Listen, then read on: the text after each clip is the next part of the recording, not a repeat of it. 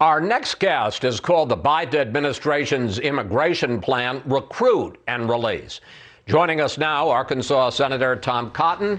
Senator, welcome back. Good to be on with you, Chris. You just watched my interview with Secretary Mayorkas. Your reaction, sir?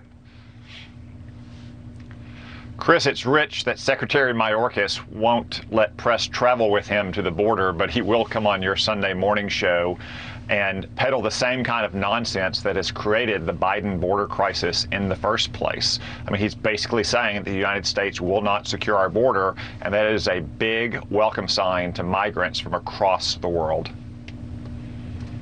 So you say that you have three simple solutions. What are they?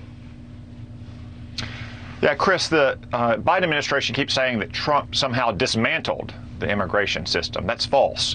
It was the Biden administration that dismantled three highly effective policies. First, the public health exclusionary order. They lifted that order as it relates to minors. Well, guess what we have now at the border? Lots more minors. That's not a surprise.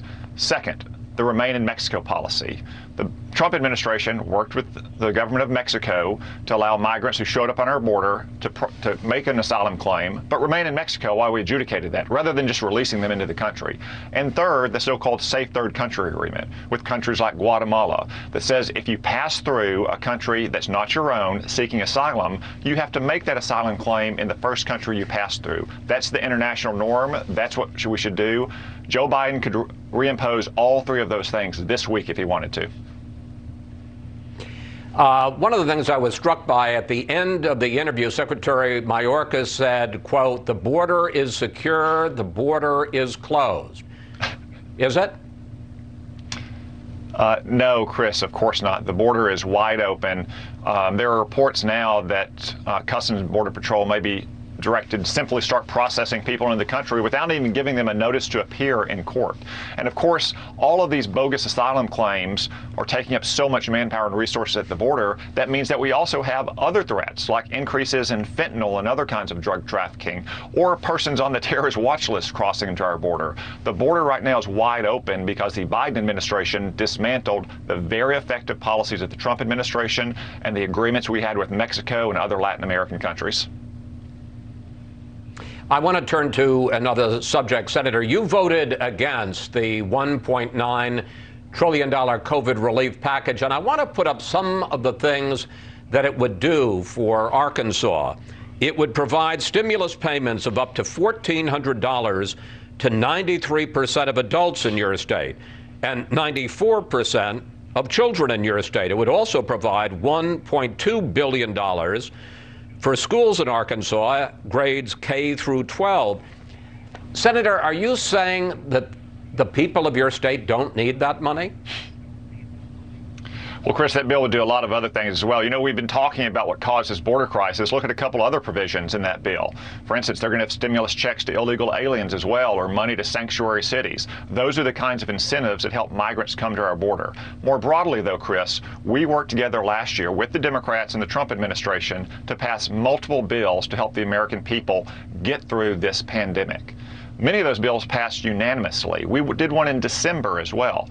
The conditions, of course, have changed now. Vaccines are spreading across the country. Case rates are declining rapidly. Republicans had no problem providing more money for vaccine distribution, for instance, or to help people who have lost income. But we shouldn't be spending $2 trillion on a lot of unrelated Democratic priorities or sending money to families that haven't lost any income. That's what this bill did. Here is one of your other complaints about the COVID relief bill. Take a look, sir. Look how crazy some of the Democratic ideas are. I mean, they had a chance on Saturday morning to stop checks from going to prisoners, from going to the Boston bomber, for instance. And on that vote, they declined. Every single Democrat wanted to continue the practice of sending checks to prisoners.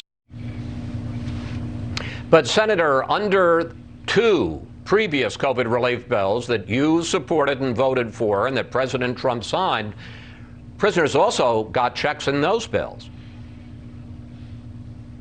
Well, Chris, that was obviously never Congress's intent. The Trump administration, IRS, and Treasury Department did not send checks to prisoners. Liberal advocacy groups sued to try to force that. A liberal judge said they had to. this month was the first time we ever had a simple up or down vote on whether those checks should go to prisoners.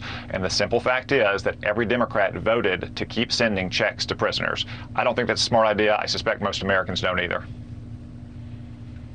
One of the next big pieces of legislation that President Biden is working on is going to be an even bigger $2 trillion, $3 trillion, $4 trillion infrastructure plan. And I want to look at some of the infrastructure needs that Arkansas has. 4.9% of the bridges in Arkansas are structurally deficient. 193 dams have high hazard potential. Drinking water needs in your state, $7.4 billion.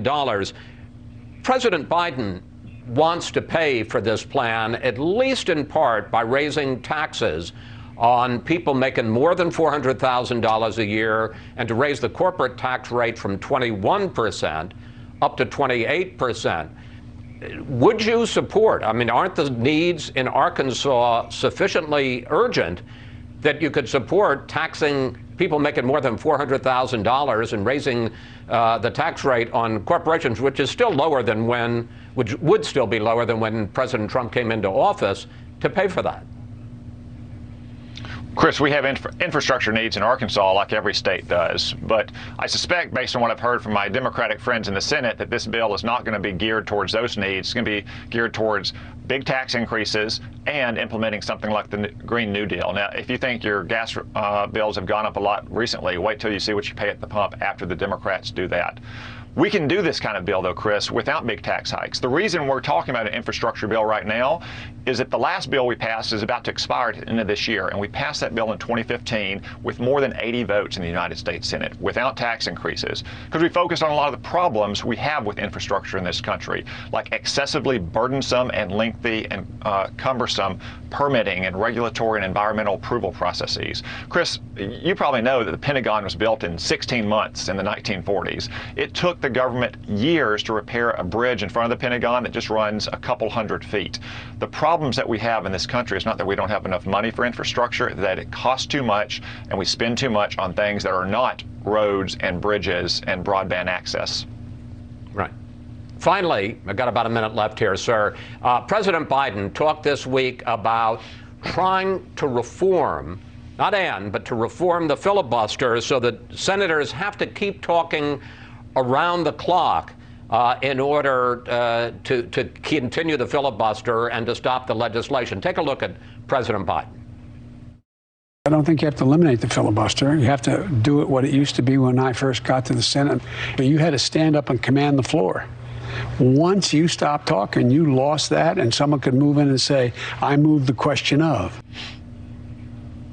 There has been an explosion in filibusters, 357 cloture motions to end debate, many of them not successful, but 357 between 1975 and 1992. Since 1993, 1,803 cloture motions, and as I say, many of them didn't end the filibuster. They were just attempts to.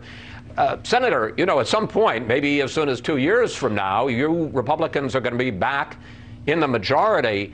Isn't there something to be said for more legislating and less gridlock?